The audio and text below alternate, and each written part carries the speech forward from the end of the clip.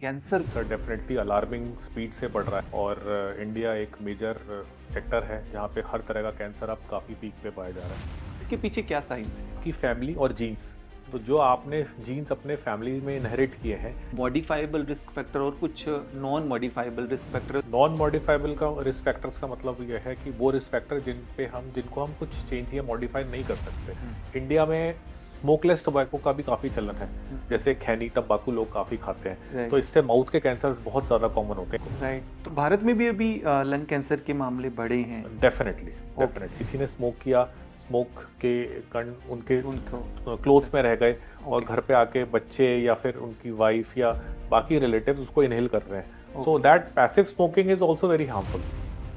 Right sir, तो जो युवराज सिंह को कैंसर हुआ था तो उनको भी लंग कैंसर था? नहीं, उनको लंग कैंसर नहीं था, उनको लंग के बीच में मीडियस्टेनम जो होता है Right. वहाँ पे था, बट उनको जो कैंसर था उसे जर्म सेल ट्यूमर कहते हैं। तो लीवर कैंसर बढ़ने का मेन रीजन क्या है? जो हेपेटाइटिस वायरस का इन्फेक्शन हुआ, लिवर में सिरोसिस हुआ और फाइनली लिवर कैंसर बन गया। नमस्कार। जैसा कि हम सभी जानते हैं, भारत कैपिटल बनता जा रहा है डायबिटीज़, हाइपरटेंशन, कार्डियोवैस्कुलर डिजीज़, और ज़्यादातर हम इन सभी बीमारियों के बारे में बात तो करते हैं।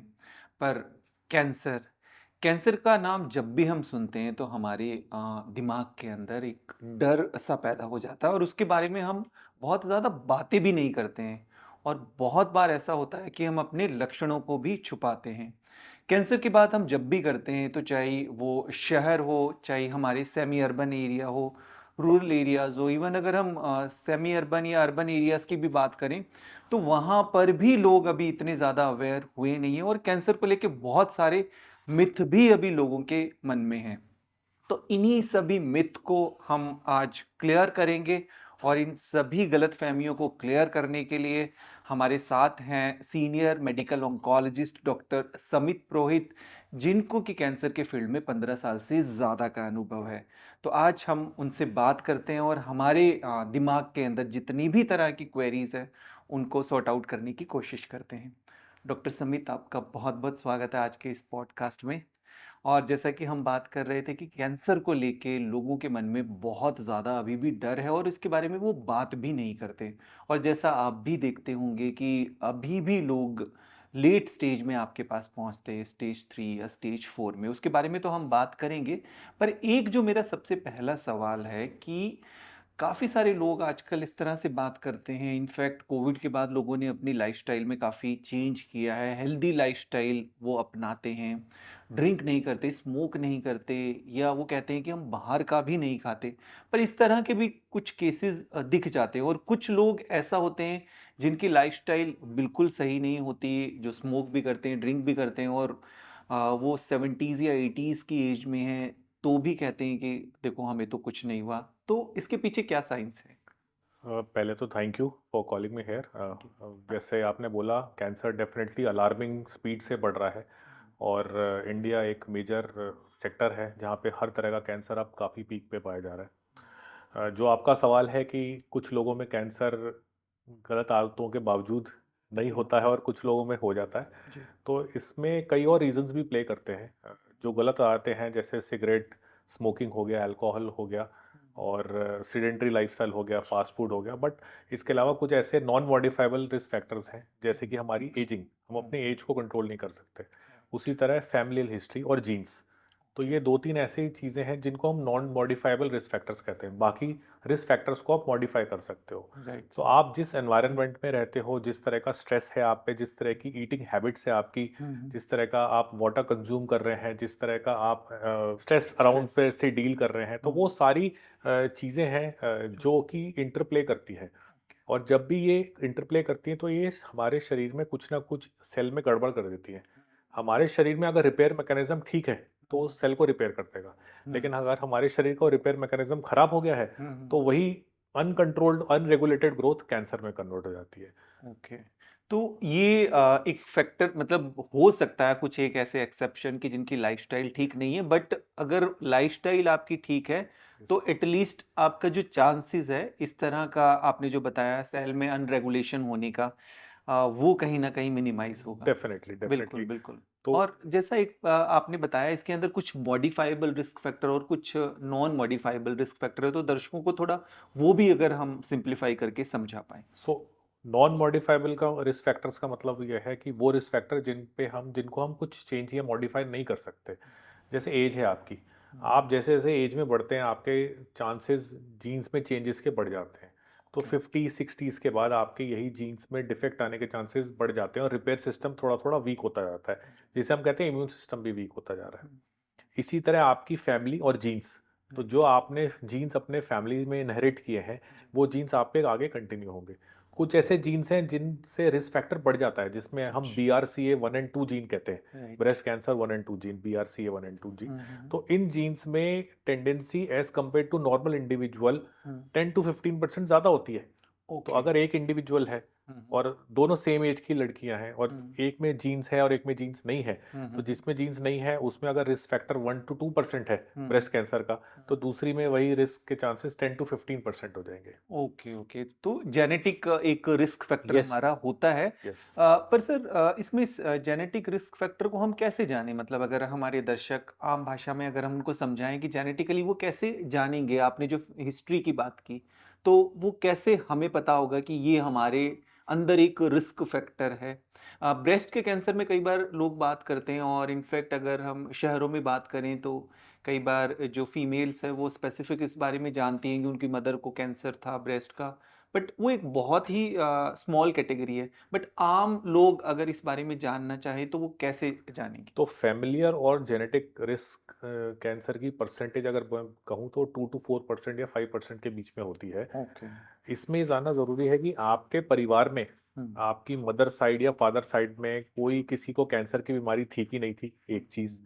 किसी की अकस्मात यंग एज में डेथ तो नहीं हुई थी, ओके। या किसी की एल्डरली एज में कोई पर्टिकुलर ट्यूमर हो गया था।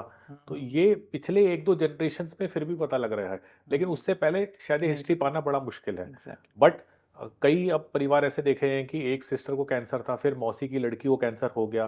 तो जहाँ पे भी आपने 2 या 2 से ज़्यादा रिस्क फैक्टर्स या कैंसर्स देखे हैं फैमिली में, राइट। तो उसमें जेनेटिक कैंसर होने के बहुत ज़्यादा चांस होते हैं। ओके तो ओके। अगर किसी फैमिली में 2 या 2 से ज़्यादा लोग जिनमें कैंसर हुआ है, किसी में यंग एज में कैंसर हुआ है, कोई लेडी है जिसके दोनों ब्रेस्ट में कैंसर हुआ है, ओके। या ब्रेस्ट या ओवरी दोनों का कैंसर एक ही लेडी में हुआ है, या परिवार के किसी भी सदस्य में एक में ब्रेस्ट हुआ और एक में ओवरी हुआ, तो ऐसे लोग प्री डिस्पोज होते हैं उस राइट। पर्टिकुलर जीन्स के लिए, और फिर उनका वो जेनेटिक टेस्ट कराया जाता है।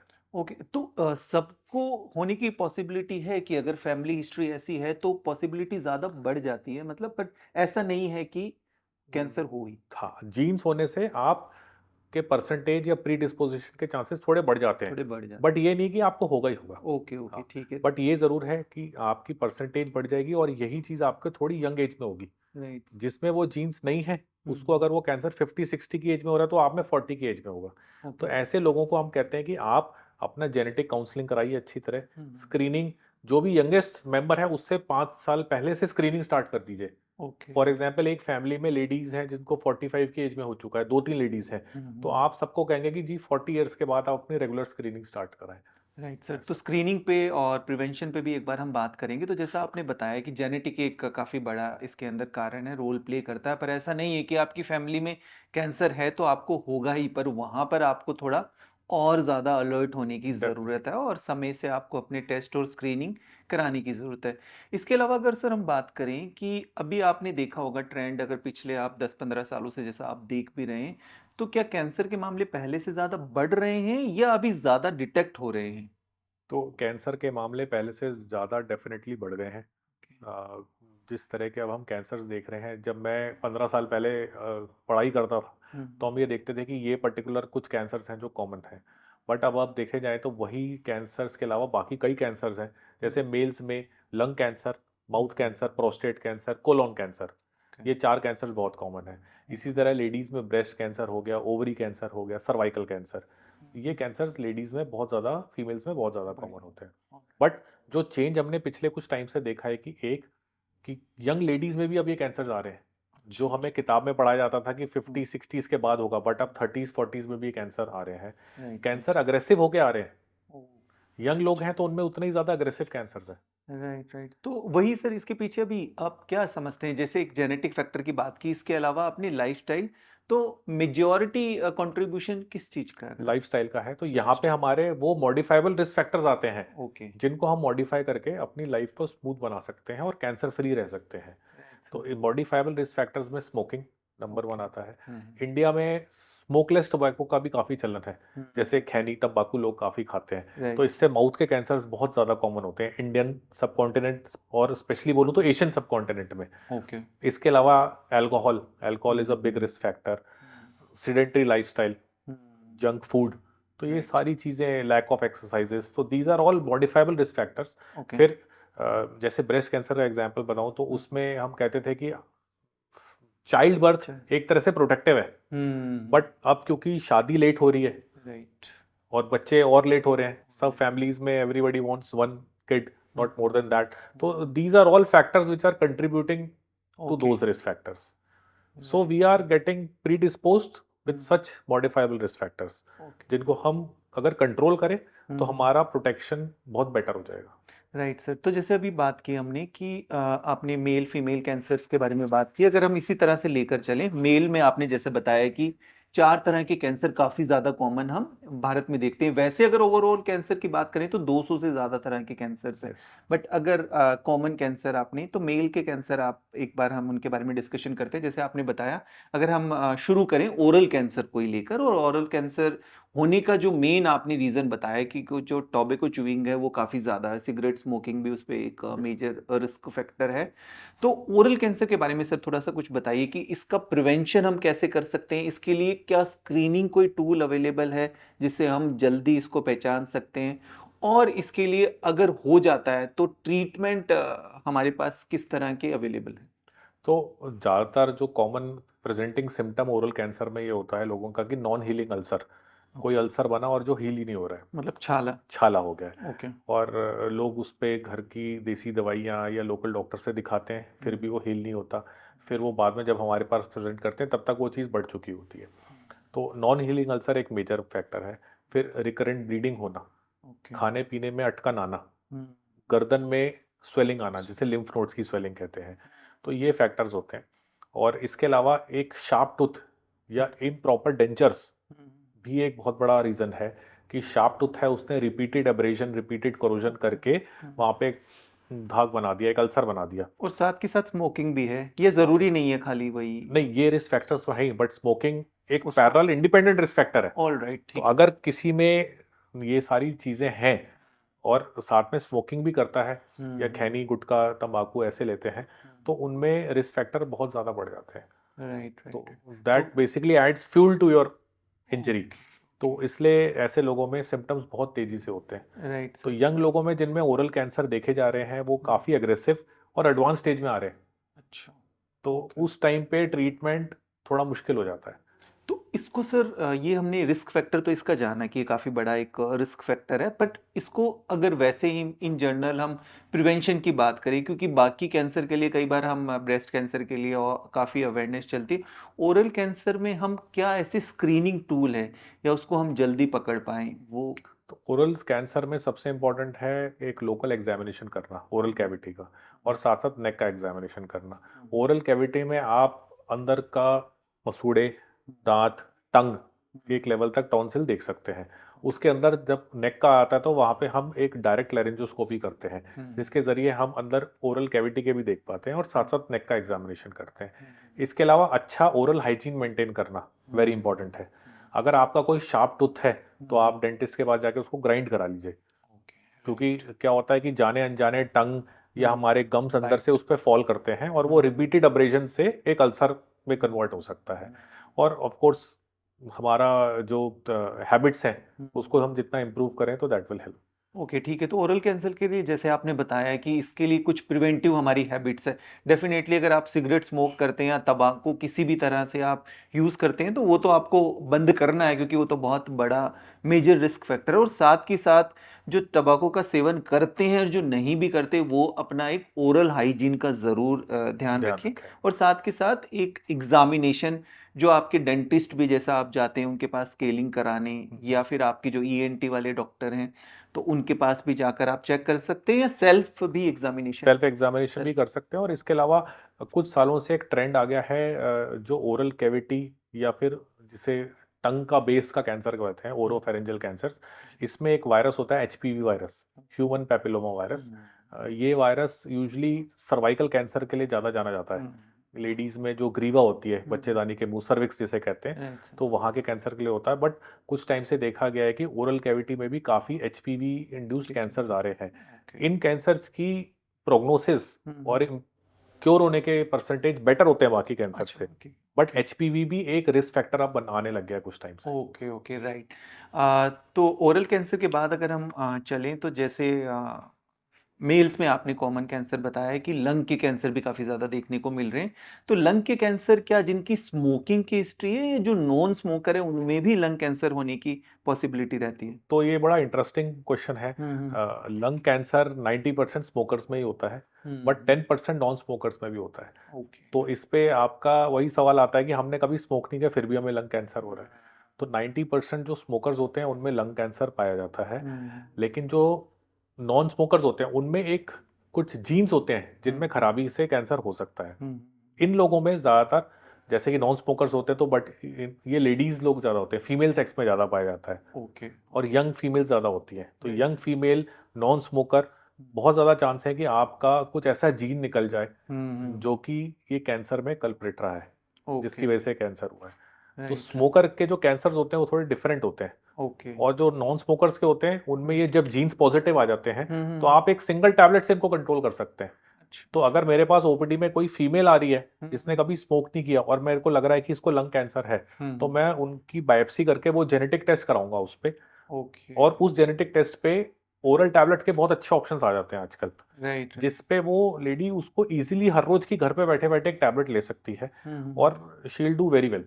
ओके। तो जो हमने लंग कैंसर की बात की, ये आपने रिस्क फैक्टर तो लंग कैंसर के बारे में जैसा हमने बात की कि उसमें भी डेफिनेटली आपका स्मोकिंग भी है और इसके अलावा भी कुछ रिस्क फैक्टर है, इसके लिए भी कोई स्क्रीनिंग टूल अवेलेबल है जिसमें हम यस, जान सकें? यस, जी। तो इसके लिए स्क्रीनिंग टूल अवेलेबल है। हम्म। लंग कैंसर के लिए स्क्रीनिंग टूल जो है लो डोज सीटी स्कैन, या जिसे एचआरसीटी कहते हैं, जी। वो कराया जाता है। ये उन लोगों में एडवाइस है जिनकी स्मोकिंग हिस्ट्री 30-35 ईयर्स प्लस है, ओके। अच्छा। और जिनकी करंट एज 50-55 ईयर्स प्लस है।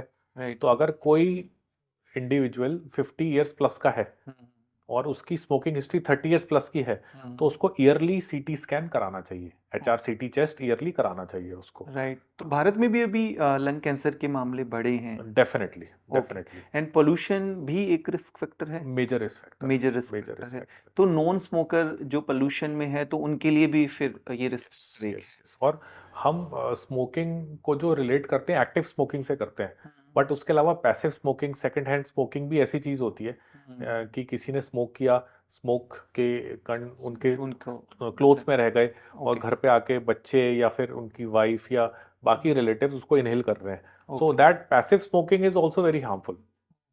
तो अगर कोई स्मोक करता है और स्मोक के बाद वो क्विट कर देते हैं स्मोकिंग, तो भी उनके जो रिस्क फैक्टर है वो बने रहेंगे? नहीं, ओके। अगर आप स्मोकिंग क्विट क्विट करते हो तो रिस्क फैक्टर्स आपके कम होते जाते हैं। कम होते जाते 5 ईयर्स में आपकी परसेंटेज ऑफ लंग कैंसर होने के चांसेस ऑलमोस्ट 70-80% ड्रॉप हो जाते हैं। हैं। राइट। तो फॉर एग्जांपल किसी ने 5 ईयर्स पहले बंद किया था, तो hmm. He is now in a zone of 10-20% risk factor only. Okay. और 10 ईयर्स तक अगर कोई बिल्कुल बंद करता है तो रिस्क फैक्टर ऑलमोस्ट निल हो जाता है। Right sir. तो सर जैसे आपने बताया कि उसमें आप एक एलडीसीटी मतलब लो डोज का एक सीटी स्कैन करा सकते हैं जिनकी स्मोकिंग की हिस्ट्री है गाइडलाइंस के अकॉर्डिंग, और अगर उनका डिटेक्ट हो जाता है कि ये कुछ प्री कैंसर या कैंसर लग रहा है, तो उसमें फिर किस तरह का ट्रीटमेंट अगर हमें चेस्ट में कोई नोड्यूल दिखता है या सस्पेक्टेड पैच दिखता है, तो हम ये देखते हैं कि उसकी सबसे पहले बायोप्सी कैसे करी जाए। अगर वो सेंट्रल है तो हम ब्रोंकोस्कोपिक बायोप्सी करते हैं, राइट। अगर वो पेरिफेरल है तो हम सीटी गाइडेड उसकी बायोप्सी कर लेते हैं। ओके। और अगर उसमें वो प्रूव हो जाता है कि मेलिग्नेंट है, हम्म। तो यूजुअली हम सर्जरी करके उसको क्लियर कर देते हैं। Right sir. तो जो युवराज सिंह को कैंसर हुआ था तो उनको भी लंग कैंसर था?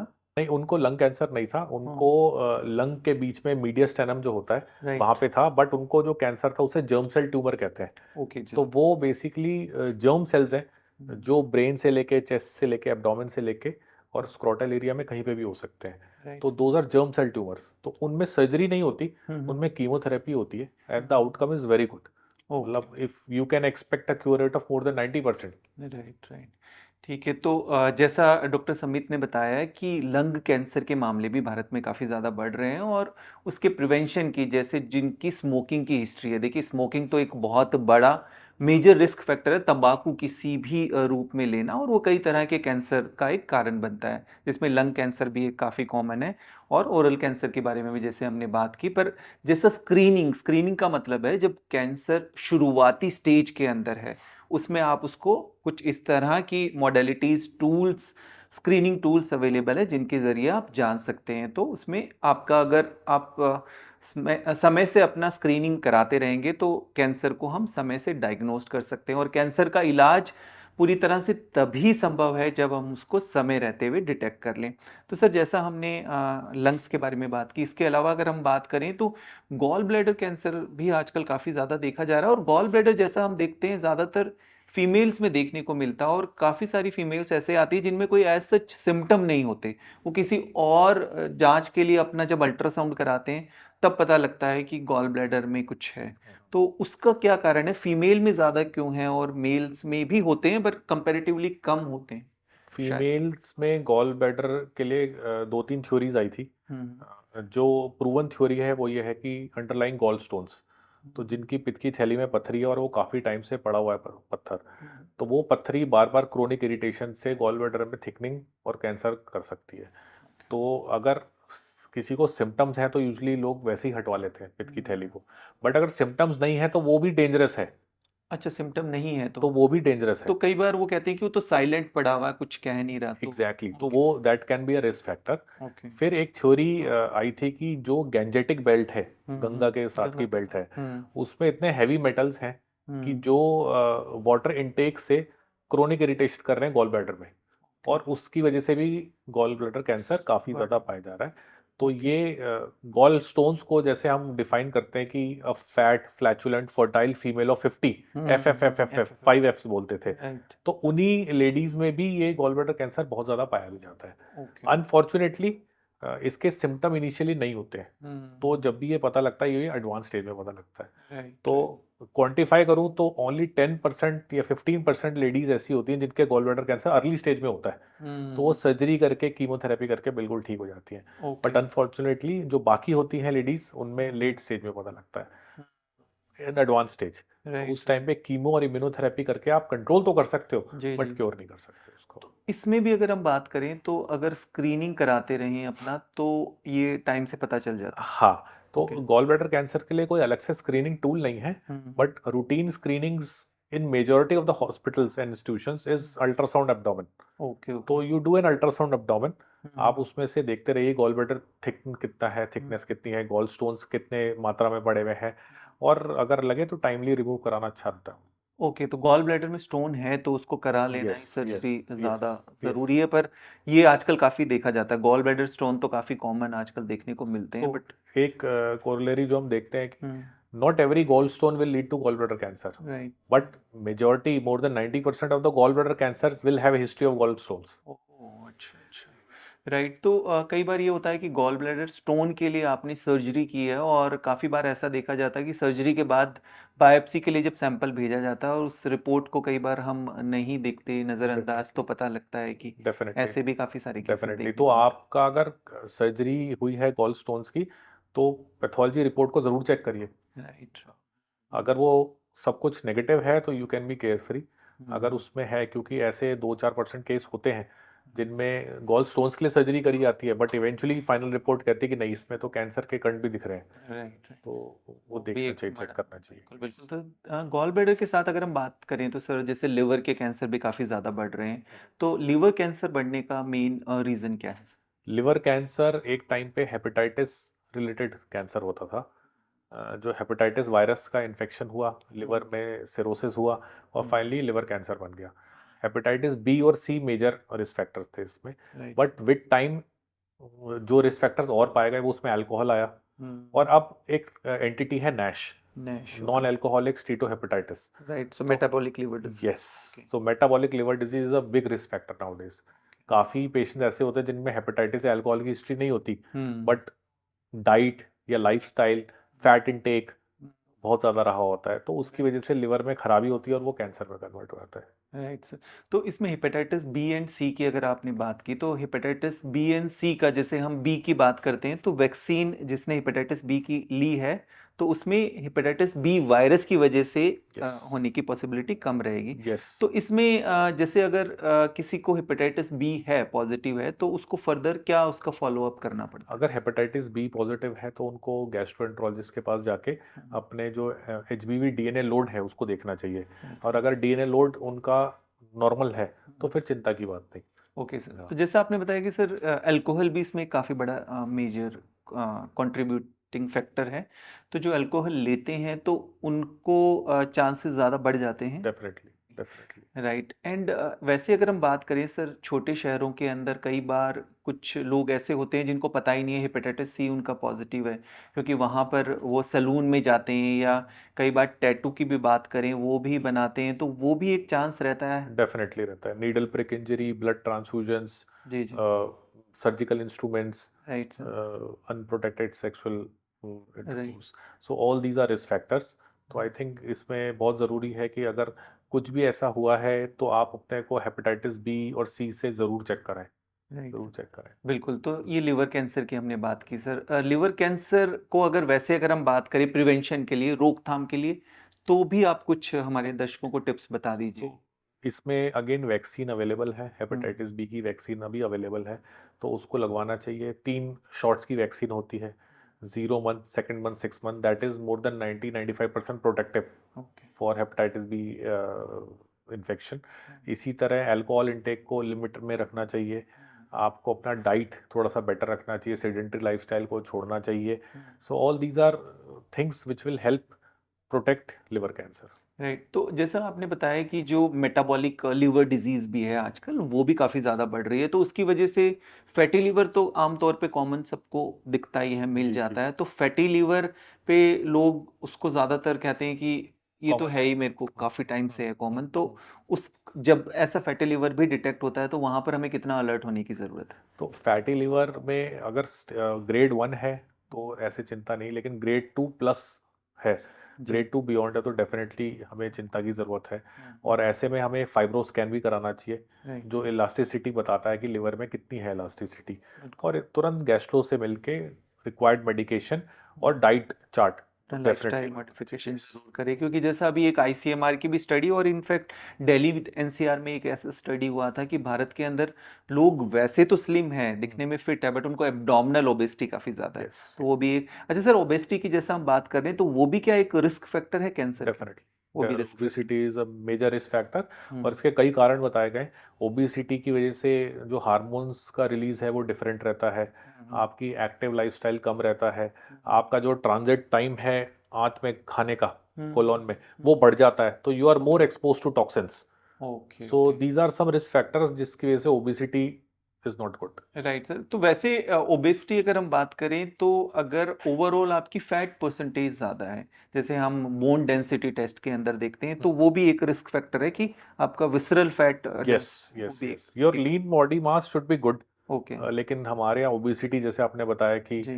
सेंट्रीपिटल वाली ज़्यादा है, यस यस। तो वो that is a risk factor, वो एक fat risk. Is a risk factor. Right. तो जैसे डॉक्टर समित ने बताया कि वैसे ओवरऑल हम बात करें ओबेसिटी की, ओवरऑल आपका वजन ज़्यादा है, मोटापा ज़्यादा है, उतना ही रिस्क फैक्टर है या उससे भी ज़्यादा, जैसा भारतीयों में हम देखते हैं कि उनको एब्डोमिनल, पेट के सराउंडिंग टमी फैट जिसको कहते हैं, वो भी एक बड़ा मेजर रिस्क फैक्टर है। तो अपनी लाइफस्टाइल के ज़रिए आप उसको भी कम करें, ताकि आप अपने जितने भी रिस्क फैक्टर हैं उनको कम करें। और वैसे भी जो रिस्क फैक्टर की बात की जा रही है वो खाली कैंसर के लिए ही नहीं, ये रिस्क फैक्टर अगर आप कम करेंगे तो ये बाकी भी और तरह की जो मेटाबॉलिक डिजीज़ है उनमें भी आपको कंट्रोल करने में हेल्प करेंगे। तो सर, जैसा हमने बात किया कि लिवर कैंसर के बारे में, उसके अलावा अगर हम बात करें तो कोलोन कैंसर की आपने बात की। कोलोन कैंसर का जैसा हम देखते थे कि वेस्टर्न कंट्रीज में काफ़ी ज़्यादा देखने को मिलता था, पर भारत में भी आजकल कोलोन कैंसर के केसेस देखने को मिल रहे हैं। भारत में कोलोन कैंसर के केसेस काफ़ी बढ़ गए हैं, हम्म। यंग लोगों में भी कोलोन कैंसर पाया जा रहा है, और इसका मेजर फैक्टर डाइट रिलेटेड है। ओके जो spicy food, smoked food, that is a major risk factor. तो काफ़ी अब पिछले कुछ टाइम से अगर मैं देखूं तो definitely there is an increase in colon cancer cases.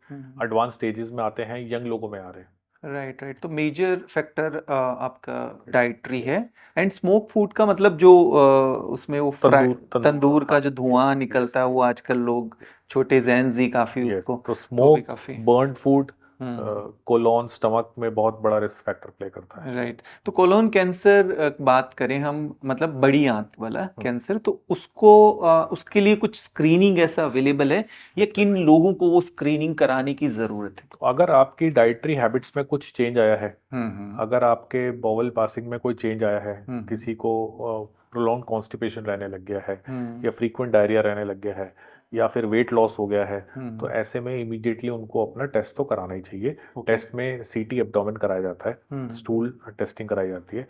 Screening की बात करें तो स्क्रीनिंग उन लोगों में रिकमेंडेड है जिनकी फैमिली में कोलोन कैंसर्स रहे हैं। अच्छा अच्छा अच्छा। अगेन, 2 या 2 से ऊपर अगर फैमिली में इंडेक्स केसेस रहे हैं तो आपको कोलोनोस्कोपी एडवाइजेबल है। राइट। इन जनरल कोलोनोस्कोपी वैसे 50 ईयर्स के बाद सबको एडवाइजेबल है, कि करा लेनी करा चाहिए। लेनी चाहिए। ओके। बट अगर आपकी फैमिली हिस्ट्री है, हम्म। या फिर आपको किसी ऐसे किसी। एथनिसिटी से बिलोंग करते हैं, हाँ हाँ। ब्लैक एथनिसिटी से, ओके। तो इसमें 45 ईयर्स के बाद ही एडवाइस किया गया है कोलोनोस्कोपी। 45 के बाद, यस। ओके ठीक। तो आपका कोलोन के बाद अगर हम देखें तो स्टमक कैंसर भी एंड इसोफिगस के कैंसर भी कुछ देखने को मिल रहे हैं। तो स्टमक कैंसर किसी एक रिसर्च में मैंने पढ़ा था कि जैसे कुछ हिली एरियाज है वहाँ पर भी ज़्यादा देखने को मिलते हैं। कुछ उनकी इस तरह की फूड हैबिट्स होती है कि वो पैकेज्ड फूड काफ़ी लंबे समय तक जो स्टोर्ड फूड है, यस, यस, तो ऐसा भी कुछ है सर? यस। तो ये है, हिली एरियाज में एक तो नॉन वेज का इंटेक काफ़ी लिया जाता है, हम्म तो red meat is a big risk factor. Red meat intake causes a lot of free radical injury, free radicals release करता है, और हम्म हमारे शरीर में इतना हाइड्रेशन नहीं होता कि हम उन रेडिकल्स को एब्जॉर्ब कर पाए। तो आपको, अगर आप हाइड्रेटेड रहो तो वो फ्री रेडिकल्स न्यूट्रलाइज होते जाएंगे। ओके। तो red meat consumption, hmm again smoked spicy food, use of alcohol, smoke, so all these are risk factors जो कि हिल स्टेशन में कैंसर्स को काफ़ी बढ़ाता है। आज के एपिसोड के अंदर कि किस किस तरह के कैंसर और उनके लिए क्या क्या टूल्स हमारे पास अवेलेबल है और क्या क्या हमारे पास स्क्रीनिंग की फैसिलिटीज़ अवेलेबल है जिनको समय रहते हुए हम डिटेक्ट कर सकते हैं। और कैंसर में जैसा हम बात करते हैं जितना जल्दी हम उसको पकड़ पाएंगे उतना ही उसका पूरी तरह से इलाज संभव है। तो आपको इस एपिसोड से बहुत सारी इन्फॉर्मेशन मिली होगी। आप सभी का बहुत बहुत धन्यवाद। बहुत बहुत शुक्रिया sir. Thank you sir, thank you so much, thank you.